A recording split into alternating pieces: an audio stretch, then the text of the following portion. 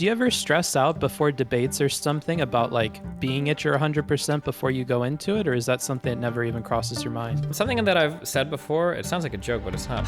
I get so worried that I hear things when I'm younger that I think I'm so stupid, and I think I'm so f***ing smart, and then I get older and then I realize like I miss this. It feels like so much of my learning is a waste, and it's just gonna be something that comes with age. I remember I used to argue with my aunt so much, and that was one thing that she would scream at me about. Your comments on the Jodi Arias thing has been interesting to watch. I've liked those. Uh-oh. What was my commentary on that? No, just seeing how you contribute to it, because it seems like you've had experience with some really like snaky up people, and that seems to inform like your opinions on it. And so it's nice to see that come in. Because some people really haven't. Like I've talked to people that don't deal with like legitimately like sociopathic folks, like people that like really do not care for the well-being of other people, and it's rough. Because I know you've made fun of me for not, you know, kind of like knowing how to handle that, but I definitely do. I've dealt with a lot of people that are like that. You have to handle them like differently than you would normal humans, I feel like. I make fun of you for not. What do you mean by that? In the past, you've been like, well, it's different when you're dealing with somebody who's like a habitual liar and an evil person. Oh, yeah. Yada, I don't think yada. I'm making fun of you for not doing it. It's just, yeah, but I like, sometimes I get frustrated because it feels like the advice you're giving applies to normal types of human beings, not the crazy that exist online sometimes. But I know what you mean. Yeah. The 99%. Although, the longer I'm spending on here, the more it's feeling like maybe that's a higher percentage of people that are like that. Yeah, it feels like it sometimes. Because even good people learn to like turn that on as a mode, and it's like, holy shit, I don't know. Online stuff is scary. Yeah. Yeah, I have more sympathy for like how you tend to deal with people and how rude you can be, because I don't know, I kind of get it now. A little bit sometimes. I'm getting better and better at FPS, so I'm gonna start showing you up, bro. Oh shit, you think so? Which do you prefer, the Apex or Warzone? I think I preferred Warzone. I don't know, actually. Apex was a lot of fun. I just stopped playing it because I didn't have anybody else to play with. Or I did, but the people that I did play with, everything kind of got fucked. So. Aw, is stuff fuck with Tabor? Because Tabor was fun to play with. No, Tabor's fine. The two that I don't know how far of a Destiny fan back you are, but the two people that I like played the most Apex with were Denims and Little Efox, Iman. Oh shit, I don't know who Iman is, but I didn't know that you played with Denims. That must have been fun content. Yeah, that's like her introduction to the internet. Yeah. Damn. Good times. I'm a founding member of a lot of these people, you know? I mean, you're cool with hanging with small people or people that have nothing going on. And I don't know if that's something that people notice as much, but... Yeah, because it's something that I noticed more, and I kind of even took it for granted for myself, because I noticed like a lot of big people have zero interest. It's very much like the networking game. Like when you make it, you don't give a fuck about anybody else. You're like, fuck these small fry motherfuckers. I don't give a fuck about anything. That's what it feels like, at least. Like I feel like, I could be wrong, but I feel like Mike used to interact with way more people. But then when he kind of like got bigger as a streamer, now it's just like, if Hassan wants to do something, he will. But otherwise, he's just like, fuck you guys. I don't know if he goes on any shows or interacts with any other people or anything like that. I wonder what everybody's motivations or like their personal reasoning for that is, though, because I'm pretty sure everybody would come up with different reasons why they don't engage with small people anymore, and I'm sure it's not the way that we're describing it. Well, yeah, of course, no one's gonna say it that way. But the reality is people are probably just looking for the biggest opportunities, like to grow themselves or their brand or whatever. Yeah. And all you have when you interact with smaller people, it's only just a liability. Like you've got something to lose, but nothing ever to gain. I also I see people joke about it, and I always thought it was jokes, but now I wonder too. I wonder sometimes if people are legitimately scared to lose parts of their audiences to people, and it's why they only host or are friends with other people that will reciprocate the audience, because they're scared that they'll find some other streamer that will start to grow and they'll lose part of their audience to them or something. I don't know if that's something that people think about.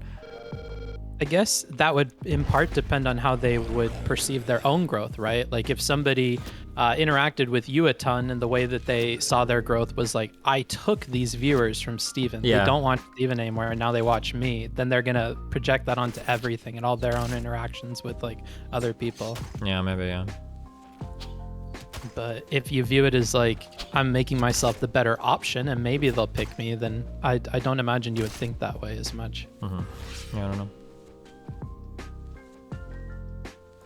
Yeah, I think Vosh and Hassan were pretty similar here too, where they interacted a ton with like other streamers and stuff, and would do stuff with other people a lot. But then when they started to grow, it was only like they'll only deal with like A-listers. After that, they don't give a fuck.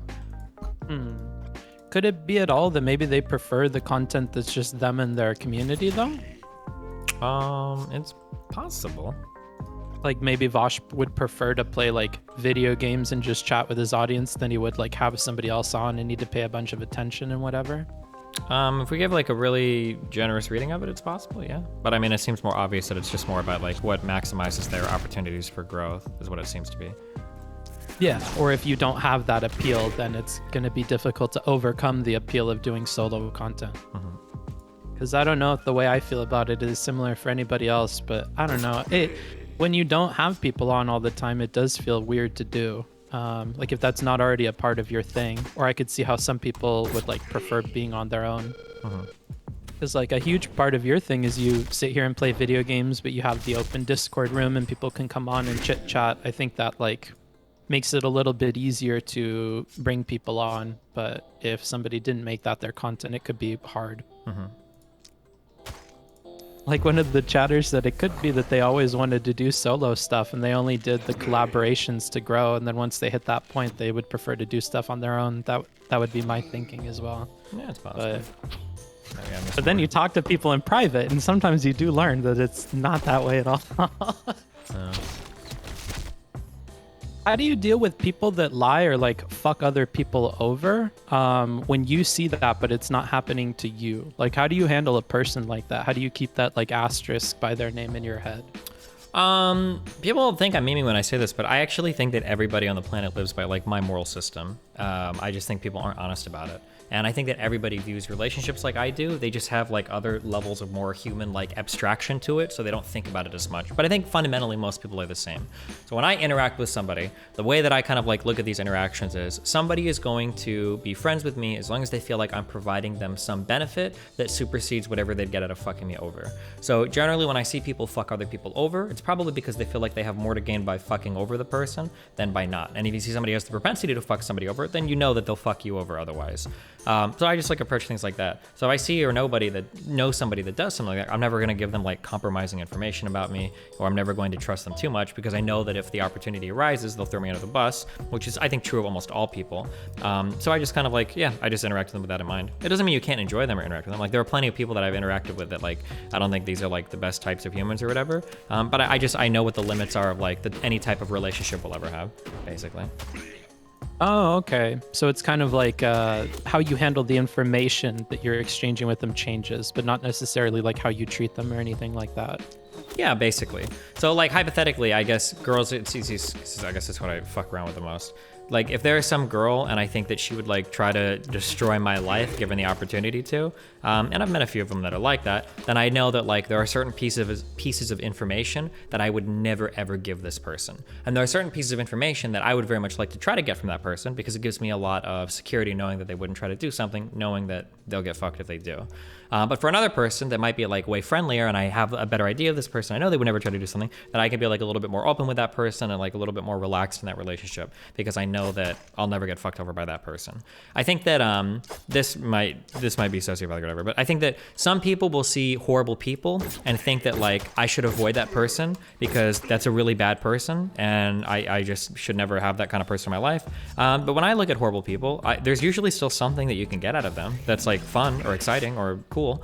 So I'd rather just try to get those things, but then like regulate the relationship so that I don't have to suffer a huge downside when that person eventually cracks. Does that make sense? That sounds kind of weird, but yeah, I mean, it's surprisingly wholesome, I would say. I don't know if that sounds super sociopathic. Like you're trying to find the best out of them, right? Let's go with that, yeah. I mean, like it doesn't poison the whole person that they're bad in one regard or another. There's still something. Yeah, that's true. Yeah. So usually when I describe this to people, usually they say like, oh, so you're just trying to get something out of somebody, like blah, blah, blah, which is kind of true, but it's more just like, I think that there are like aspects that I can appreciate of like almost any person. Like it's very rare that there's somebody that is like, oh, I can't think of a single fun thing that I could ever do with this. Like, most people, I can find something to do with them. Yeah. Okay. It is probably better to do it that way, because I was thinking when I went into this that, oh, when I identify somebody with that, I won't engage with them ever at all. And I don't think that's practical, because I'm finding most people are like tripping that radar for me, or at least bigger folks, it seems like. Yeah, just the only thing that I've discovered is a lot of people can't handle that.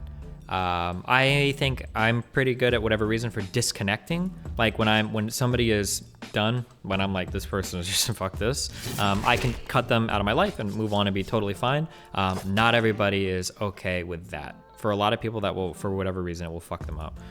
So if you are capable of like seeing a person and being like, okay, well, done with this, moving on, and you can do that, I think that's cool. But if you can't do that, then be careful, because you'll mind fuck yourself a lot, like desperately trying to hold on to people that are not worth holding on to. I didn't even think about that part of it, because I think that would still hurt, the idea of having to cut them off at some point. Like, I think I could handle not giving them all the information that I have, but I think maybe the writing them off at the end part would be kind of hard. Yeah, and that's Even kind if of what I've had to learn, especially in my relationships, because like sometimes the way that I view relationships is like, okay, let's like interact with all these crazy fucking people, because it's just, a lot of it is really exciting and funny and hilarious. But oftentimes the people that I'm with can't handle that, because they get more attached to people, they get more like mentally fatigued by like the thought of somebody trying to fuck them over or whatever. Like I go into basically every relationship expecting like, if this person has enough to gain, they'll flip on me 100% and fuck me over. But other people I think are more naturally trusting of other humans, and they don't go into relationships like that, so that when that switch flips and the other person like tries to fuck me over or fuck my partner over, my partner will get fucked mentally. They'll be like, wow, this is fucked up, this is horrible. Whereas I'm like, yeah, fuck it, it was gonna happen. Like, let's see what happens now. Like, this will be funny, I guess. This sounds kind of weird to say, but that's how I view it. Yeah. I've seen that with Mel and some of the people that you guys try to make friends with. Oh, it's yeah. kind of sad. So like now I'm trying with Melina, I'm trying to keep our friendship stuff separated a lot more now, because I've realized that like my approach to people and the way that I live is probably not compatible with how most people process like emotions and relationships and stuff. So I'm trying to keep that a little bit more separated now. And like, you've been doing streaming and gaming shit for a long time, so maybe it's tough for you to say, but this is something that's specific to like these online people and communities, right? This isn't like how normal people engage with each other, really, Man, right? you know, I don't know sometimes. It might be. It might be that just most people are kind of fucking crazy, but... Well, maybe there's less for like a random person to gain by fucking you over in real life. Like, what am I going to gain from fucking over like... No, that's true. Yeah, that type of stuff won't happen as much, for sure. Yeah. Because I found this is something I have to think about more of, and I see with other people more, like in the streaming world and in the video game world, than I did like ever on my own. And I dealt with sketchy ass people doing papers and shit, you know? Sure. When you date a normie person, do you get worried at all, or do you feel like you need to like suss out more details on that person to make the arithmetic more equal between the two of you, information wise, or not really? I don't know what the last like normie type person I dated was. Because that was going to be my follow-up, is maybe it's best to like engage with people that understand your job and stuff. Yeah, I don't think I could date like a total normie person. I think that my whole world is way too crazy. Well, you're, you know, attracted to crazy people, it seems like, bro, so it makes sense. Kind of. I say that as a meme, but really I'm attracted to interesting people. And it just so happens that most crazy people are pretty interesting. I'd rather somebody that's like crazy and interesting than people that are just like copy-paste, like boring, whatever people. That sounds mean to say, but it just is how I feel. Because I've found it weird doing Tinder now, having this as the job, because there's no way to avoid like... I thought maybe, oh, you could snake around it and like not give them the information of your channel or something, but I haven't found a trick for that unless you know of one, other than lying. This is gonna sound really mean, but most people don't give a fuck about you. So you just talk about them and they talk about themselves. That's usually like what people enjoy. So, but otherwise, like the way that I describe my job is it'll just vary based on their like level of engagement with internet stuff. These days, I think I just write it right on my profile, like, oh, like I broadcast online content, so that if somebody doesn't like it, then whatever. But fuck Tinder, I don't do that shit as much anymore. I go through phases with it, but with Melina here, it's not as much, you know. Like you've had it before where you've told somebody like I do online stuff and there isn't the follow-up question of like where is it at or what's the address or Sometimes, but most people are just in their own little worlds and they don't give a fuck about whatever you do or anything else. They just they just need to ask questions to them to unlock more and more conversation for them to talk about themselves, and then that's usually like what people want. damn, because I haven't had a single person that hasn't asked like what the name of the thing is. Yeah. It's been weird every time. Yeah. Although I guess generally when I'm on Tinder, it's more for like, I'm looking for like hookup stuff. I'm not trying to find a relationship or anything. So the type of engagement I get might be a lot different too though. Like I think I explicitly have in my profile, like I'm in a poly relationship. I'm just looking for like somebody to fuck around with, not, yeah. Do you ever stress out before debates or something about like being at your 100% before you go into it? Or is that something that never even crosses your mind? Something that I've said before, it sounds like a joke, but it's not. But the debates that I get the nervous about are usually the ones that I feel the most confident about, because I feel like the debate is going to be so easy that I must be missing something. And I get really paranoid that there's something that I'm just not considering that I'm going to get fucked up on really hard. But it's never like about your mental acuity or your sharpness or anything like that. No, not usually. I usually get rest, and I don't know. I don't think about it that way. It's like very rare that I get like tripped up on something like my mind isn't sharp enough. Like most people I talk to are fucking morons, so it's just not a concern.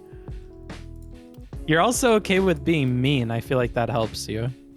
Sometimes. I mean, again, it depends on who I'm talking to. I talked to a lefty the other day, and I was nice. He would have been proud of me. Oh, cool. What was their name? I brought him on. It was about whether or not Canadians are genociding indigenous peoples. Uh-oh, what's the conclusion there? Are they still up to that? I don't think they are right now. No, I don't think so. I think there's like conditions that need to be alleviated, but it seems to be more like systemic conditions that, kind of like you could argue like the black population in the United States has like systemic conditions that need to be addressed, but I don't think it's a genocide now. Okay. Who are the people decrying genocide? Like Canada calls it a genocide. Canada had like some organization that they put together to do like some panel review on like whether or not it was, and so they invented kind of their own word. They added their new things to the definition of genocide. So now they're like, okay, so in our new definition, we think that this is a genocide, and it's like, okay, whatever. Is it mean to say that kind of sounds cucky a little bit? That's exactly what I said. So like when somebody's like, well, don't you care that they consider it a genocide? I don't give a fuck what, like somebody that's trying to sound like really holy, or like that just is so stupid to me. Basically what the commission said was, I think it was on page 7 or 8 or 9 we read this. It was basically something where they're like, we think that you need to go farther in declaring what a genocide is. If you haven't taken the proper steps to alleviate the conditions of a people that were previously genocided, we're going to say that that's still an ongoing genocide. So using this our new definition for our country, we're going to call it a genocide, which is just really weird. It's weird to think that a country is like taking steps to help a group of people that it previously wronged, and their leader acknowledges and all of that, and there aren't any official policies on the book genociding these people, but they still call it a genocide. I don't know. It's very strange to me. And it doesn't appear that they redrew those definitional lines to cover like something else going on in the world, and they just so happen to be caught up in it. They just did that for them, basically. No, they did it just for them. They literally say in their document that like most times people think that you need like intention for it to be genocide, but we don't think that's the case. We think that if you just have failed to address some concerns, that's a genocide. So we're going to call that a genocide. That's basically, and it was just for the indigenous peoples things, and it's literally just Canada's own personal definition. Like that's how they, yeah.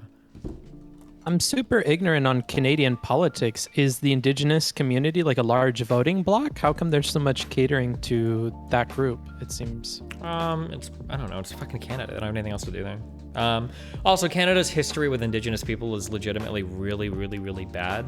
And I think that because the U.S. is just right to the south, it's pretty easy probably for a lot of Canadians to feel like their country is like very good and very holy, and they don't really do much wrong compared to their horrible stepbrother to the south. But the Indigenous peoples of Canada have had some really fucked up experiences. So so that's probably why they're coming to like a reckoning with some of the crazy shit that's gone on. Okay. I guess that's good in some ways, but it is kind of fucked that on the same hand they're admitting that they're doing nothing to like fix that right now. Well, they're trying to. It's just like a matter of like what are the proper steps. Like it's not that easy to fix systemic issues, right? Like otherwise we wouldn't have poor people or homeless people or whatever in the U.S., right? Like, oh, let's just boom, fix it. Like, fair enough. Going back to that, like, feeling up for a stream or a debate or something, it kind of surprised me you don't ever think about that. Like, I don't know, I'm always worried about that shit. Like, am I at my best? Am I going to be able to handle like a mean chatter or like dissent or this or that or the other thing? And if I'm not like in a good spot emotionally, I feel really anxious about doing the stream or covering the content at all. Like this Steven Crowder thing, like, had no patience. I was super tired, and people came out with some bonehead fucking opinions about this shit, and I couldn't handle it, and it looked bad. Yeah. But then I talked to you, and you're just like, oh, okay, yeah, if you don't think the police can hunt pedophiles and pretend to be something they're not, then I guess you're okay. And it's like, well, I don't know. Think the police can pretend to hunt pedophiles. Wait, what? Oh my god. You asked me basically one question at the very beginning, which is like, I understand. Yeah, can you do that? Oh yeah, sure. I mean, it sucks because sometimes you miss obvious shit, but I mean, like, that's always just gonna be the case. You just try to reflect on it when you are done, and I mean, you should understand this, or you do understand this process, right? Yeah, but it's not even missing stuff. It's like handling dissent, I feel like, is so fucking hard to be patient with some of these chatters and stuff. And the Crowder people that come into your chat, and you probably know this doing all your alt-right shit, bro, these chatters are really fucked. Like, I feel like you have to step up so much moderation effort because they got names like Jate Hughes, and like, they're just, I don't know, like, does that come into your brain anytime you cover alt-right stuff or right stuff, that you're gonna have these super yikers chatters and people coming in? Or oh yeah, I got like there's like a whole meme of like the types of YouTube chatters that I have right now. There's a guy called like The Intelligence he's like our #1 YouTube donor, and every day he's like donating like, Destiny, I know that you're close to realizing that all the trans stuff is fake. We've almost got you, brother. Inshallah, come join us. Like, Jesus, this guy's insane, yeah. But I mean, it's all, yeah, it is what it is. And do you tell your mods before you're going to cover something like that to be careful, or you don't even care? Oh, I don't give a fuck. It is what it is. It's all part of the game, baby.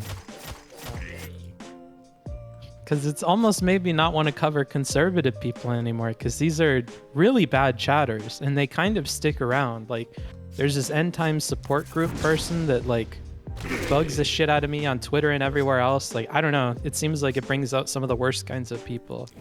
Yeah, I mean, if that stuff bothers you, that it definitely will, for sure. Yeah. But I figure like if I get these types of people in my community, like I can bring them around eventually. I think if you stick around and listen, I think I'm a pretty reasonable person most of the time. So I feel like I can access like most of these people's brains after a while. Like if they stick around, they'll probably figure stuff out. Maybe it's not even that bad having them in the chat. Yeah, or like slowly they'll kind of like liberalize over time. It's like the dream.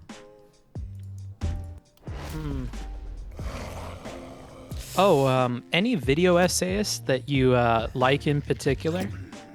I mentioned the Tony guy, Every Frame of Painting. That's the best one on fucking YouTube. If you haven't watched every single one of those, you need to do that. I've watched every single one. Oh, fuck, okay. There's a guy called Nerdwriter. I used to watch his stuff. He's cool. Yeah. Goofy guy, like outside of very prepared content, but he's got really cool stuff. Yeah, he just takes, or for a while it seemed like it was very, very, very slow to upload any new videos. It would be like one video a month, if that sometimes. But yeah. Everybody's saying Kraut. Do you like Kraut? Yeah, Kraut does video essays, yeah. I get really nervous watching people that do like very broad content relating to like history, because I never know what to trust. I feel like every single time I see somebody do content like that, that like as soon as it gets posted in some subreddit, there's like 50 million different inaccuracies that people start tearing it apart for, and I'm like, oh fuck, okay, I don't know if I ever should have watched this in the first place. Oh, okay, I'll run this by you since you're the logic lord. I, honest to God, for history stuff, just look at it as telling stories. Because I had this moment with Dan Carlin where I learned that a lot of the things that Dan Carlin has in hardcore history are like factually inaccurate, or he gets things wrong that could really impact the narrative that he's weaving. And I've learned to just appreciate the narrative more so than the historical accuracy, and go to like legitimate sources for historical accuracy. The problem is that really the narrative is the only thing you actually should care about. That's the problem, right? And the narrative is going to be informed by the facts. So if they get the facts wrong, you're probably going to have an incorrect narrative, which is pretty bad, right? Maybe, because sometimes the narrative can be correct, though the underlying information is not necessarily. So, like, I've looked on these history subreddits, for instance, and I've seen the things that they're correcting or they're saying are incorrect. They don't always invalidate, and I would say oftentimes they don't invalidate the overall narrative or the overall thematic point of the presentation. Like, they're just kind of nitpicks that, yeah, if we were publishing something, this would not get published because this needs to be edited. Yeah, I mean, stuff like that is fine. Who cares? But what I'm saying is that like there are narratives that we can spin, like World War II Germany, like Hitler's effort to be like a valiant attempt, like last-ditch effort to save like Germany and shit, right? Yeah, so I think like the narratives in history are probably pretty important, like because like you're telling those stories, and it's kind of like the central point of what you're attempting to do is like to paint somebody in a certain light or tell a certain story. Right. Yeah. But also at an entertainment level, like, I'm here to get entertained. I'm not here to like necessarily learn a bunch about this thing. If I wanted to learn about it, there's a different process to that. And I just don't think that's something that like normal people seem to think about. Like, they're looking for something that is both entertaining and always correct. And I just think they're like setting themselves up for failure by going into it with that expectation. Like, no, you're on YouTube. You want an entertaining video that will fill like a certain amount of time that you've signed up for. If you wanted facts and stuff, that's not the way to do it at all. Because if you wanted facts, you would care enough to fact check this person. That's a whole process you're not willing to go down. So I wonder about that. Yeah, but the problem is for a lot of people, entertainment and information are one and the same. Yeah, that's. Do you remember The Daily Show? Yeah. I used to let Jon Stewart slide with this a lot. People would try to make fun of The Daily Show for not like being as accurate as it should be or whatever. And Jon Stewart would always say like, hey, like, I do a fucking comedy show, okay? We're on the same channel as, like, after my show finishes, there's puppets that make prank phone calls. That's what I do. The show that leads into me is puppets making crank phone calls. What is wrong with you? Okay, why the fuck are you holding us to some high standard? But I think the reality is, and if we've seen anything recently, it was that this is absolutely true, is that people tend to get their information from, like, memes and, like, online entertainment and shit. Like, stuff that's funny becomes, like, the stuff that informs people. Yeah, but it takes a lot of work to both be that entertaining, funny thing and to be correct. Yeah, and I just don't, which is a problem. Yeah, I don't see that ever really happening. Like, especially after now, like, doing this creator thing, like, I gotta say, if that's what you're expecting, that is probably never going to happen. I don't know. There'll always be a handful of people that do it, and they will always be less successful than the people that don't care about that. Yeah. And that's like, it's on the viewer. I feel like it's way easier to put that on the viewer than the creator. But before I was more on the side of like blame the creators. But at this point, I don't know if I can hold that position anymore. But that sounds like something you're suggesting here, right? Is to blame the creator. Well, I'm just saying it's something that like, people always get into these weird states of mind where they want to blame somebody for something, or they think that you're saying something is good or bad. Whenever I'm trying to bring something like this up, what I'm usually saying is like, I'm not trying to make a value judgment, just be aware of it. That's usually like my dream for people. It's like, I'm not trying to say if this particular thing is good or this is bad, just like be aware of what's happening. Be honest about what's happening. This comes up with like a lot of like sex related stuff. Like if you invite somebody to an area to do this or that, like this is what they're gonna get the impression of. I'm not saying it's good, I'm not saying it's bad, I'm not saying it's warranted or unwarranted. I'm just like, you should just be aware of these things. That's usually like what a lot of my kind of like advice for a lot of things boils down to. It's not so much a like, this is what should be or whatever. It's just like, just know that this is what's going to happen. So with creator stuff, it's the same, yeah. Okay. Because it feels to me like the solution is to like separate in the viewer's mind, like going to something to be entertained and going to something to learn, and to realize that like one will suffer relative to the other depending on what activity you're doing. So if you really want to be entertained and something's really fucking entertaining, odds are it is way missing falling the behind. mark, yeah, on some historical accuracy, on some type of scientific accuracy, yeah. But people really want both, and they feel like, well, a creator's job should be to constantly get better at offering both. And it's like, I mean, just look at the world of film, right? There's a reason why so many, we call them artistic liberties, are taken with so many different stories that are told in movies. And it's because it wouldn't be as entertaining to tell it, you know, otherwise. Oh, also, something that I've learned talking to some conservative folks in private that I'll run by you Do you agree that there are like undue restrictions basically on what conservative people can cover or talk about or be honest about? Because it seems like, and Rob Noor mentioned this in a recent conversation he had, but I've heard this from other people too, that like conservative opinions are something you can get get in a lot of trouble for on different websites, and the advice behind the scenes is to not be forthcoming with what you think about stuff and to be way more strategic with it. Oh yeah, absolutely. A lot of stuff. It's really stupid. Like, and I complain about this a lot, but like, for instance, if you have any positive feelings about like the cops whatsoever, you're a fucking moron if you've ever seen that publicly. Like, cops are evil demons. They're all horrible people, and like you should toe the line on that. It's never worth it to say otherwise. At least when it comes to like online conversations, a lot of that seems to be true. Yeah, which is sad, but. Or shooters, as you've learned, I would say, is another group where it's like you always need to be against the shooter in any situation. No, that's absolutely not true. Wait, where do you get that impression from? The Rittenhouse your stuff? Rittenhouse take. No, that wasn't because he was a shooter. It was because he was conservative. There were a lot of people that were praising one guy as a hero that shot and murdered a Trump supporter in the middle of the fucking street. And they were praising this guy, saying the cops showed up at his house and they shot him and killed him, and he gave an interview like after he killed the guy but before the cops showed up, and people were hyped up on that dude, Ryan Hall. Yeah. So no, it had nothing to do with the fact that he was a shooter. It had everything to do with the political alignment. Oh, okay. I guess I haven't even heard of anybody who's like doing shootist on the behalf of like leftist ideologies, but It doesn't happen as much yet, thankfully. because leftists are cowards.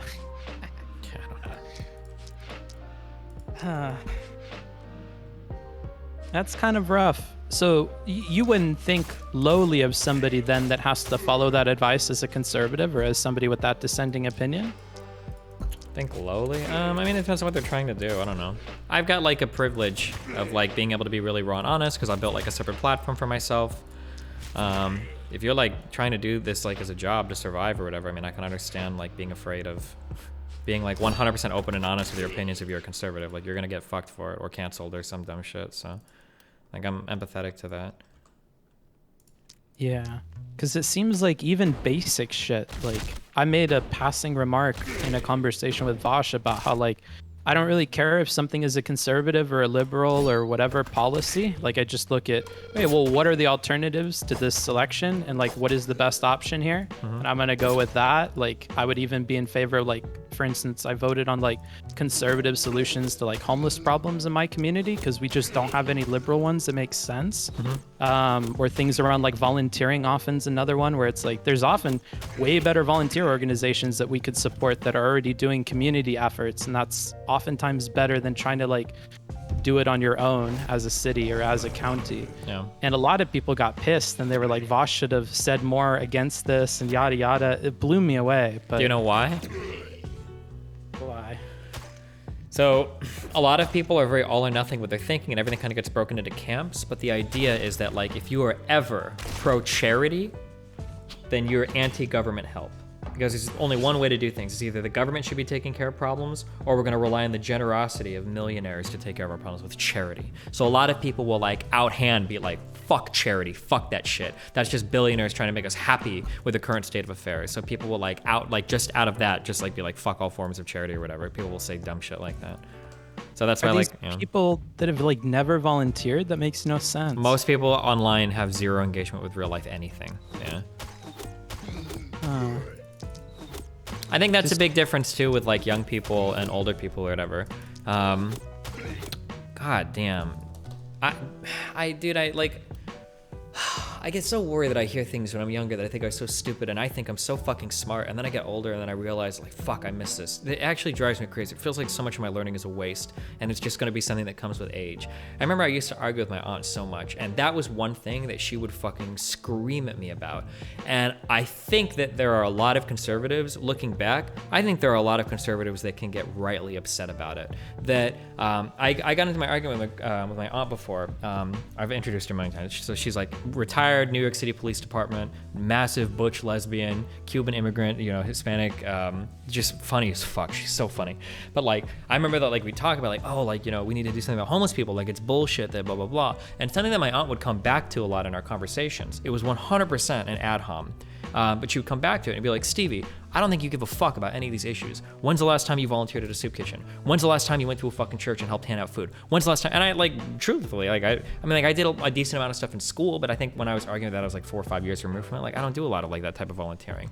But I think that like when you have a lot of conservatives that are like especially active in their church communities, and then if they are like actively donating, tithing, or volunteering or whatever, and then you get like these like disaffected liberal kids in colleges saying like we need to up the taxes and up the government help to everybody, I can see why people would feel irked by that. Where it's like, how do I know you even care about these things at all? Like you don't do anything in your life to prove that you care about any of these things, right? I can understand why. I'm not saying it's valid or it's like it's a good thing or whatever, but I understand why people can get upset about stuff like that. Yeah. I love every story you tell about that lady, by the way. On like a side note, your aunt seems like a really cool person. She has some really dumb views. We got into really dumb arguments, but she has like a lot of like, I think that if you're a cop in New York City doing fucking night patrol like for that long, that's just a lot of life experience. And she has so many stories, and there's just a lot of like, there's a lot of life experience there. I think they could be sucked out of that brain. And so it's funny to listen to her stories and to hear everything that's happened. Even if I do disagree with a lot of her opinions, like I think that there's something to be said for the types of experiences that you have doing certain things that are just good to have, right? Have those experiences. Yeah. Mm-hmm. I mean, building off of that, I know you say that like you're concerned and you feel like you've wasted a bunch of time when you have to go back on something that like you learned a lot about and felt very confident in. Mm-hmm. I kind of feel like this experience thing applies there. Like the only reason you were able to get out of it, I think, is not a factor of time, but it's also a factor of like believing in the other thing and being convinced out of it, which has a value that I think is tough to like put a number on. Like having been wrong for so long and understanding that perspective has a unique value to it, I think. Huh. That's such a weird thing to say. Hold on. Somebody sent me this email yesterday. I remember reading and responding to this. This is the second paragraph of that email.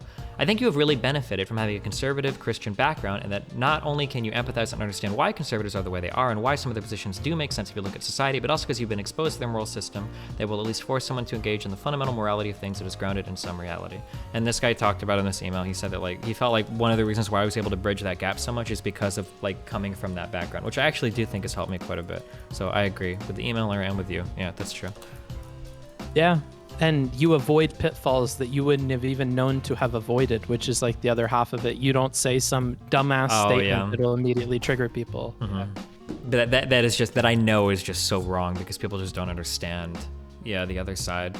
And it's frustrating too, because like I can take that experience and apply it in so many positive ways, and people are really happy when I do it that way, but then they won't do it the other way. That was a very ambiguous sentence. So like, for example, all Muslims are not the same. All Sunni Muslims are not the same. All Shia Muslims are not the same. There is a lot of different Muslim communities. And I know this because I was a Roman Catholic, and no two Catholic parishes in the same city were the same, let alone across the entirety of the world, let alone across all of Christianity.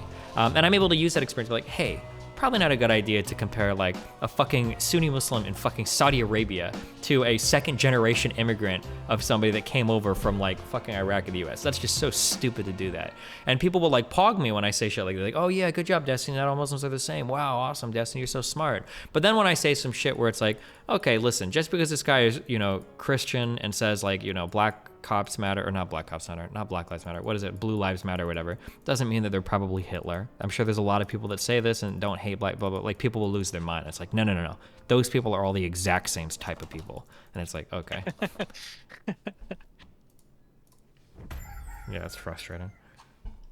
Everybody's got that with something, though. Everybody's got that prejudice where they feel like they got shit figured out way quicker than they probably should, and they just write people off. I mean, I have that with stuff. You have that with lefties. Like we've all got those prejudices, I think. Sure. So, yeah. The scary thing is the people that will get stuck in those for like decades. Yep. Yeah, it's not good. And that's always the scary part to me. So like when I see like my parents are a good example of it. I think that's why partially my parents, partially for my online stuff, I'm always scared that like I'm gonna wake up one day and be like, oh my God, I was wrong about this thing for like 10 years. Fuck me, Yeah.